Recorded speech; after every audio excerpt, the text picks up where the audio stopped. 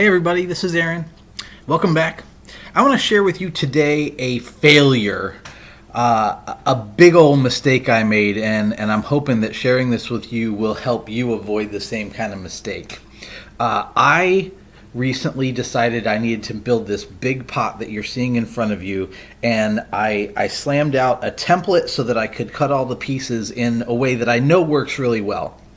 I cut a lip, I cut all the sides and the base, and then I construct them as you see onto the lip, and it's a construction technique that I know works. But I made the template and I started building, and I got it all put together. I started getting everything assembled, putting the base on, and all of this work that I was doing to put this large pot together, and make no mistake, putting larger pots together is more difficult.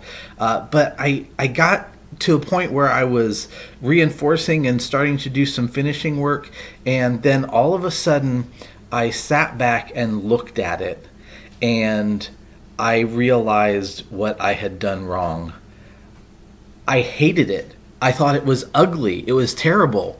What I didn't do is decide what the pot was going to look like in the end. I had an idea of the shape, sure, but I didn't sketch before I made the template.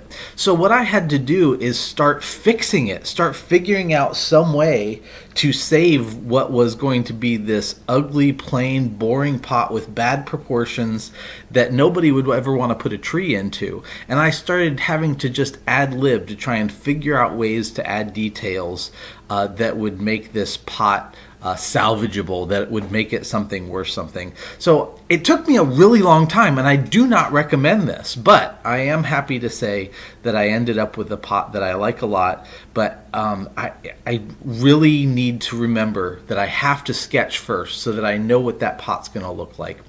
I hope this is a lesson that you can learn from as well. Thanks for watching. Hope you'll check out some of the other videos, and we'll see you again soon.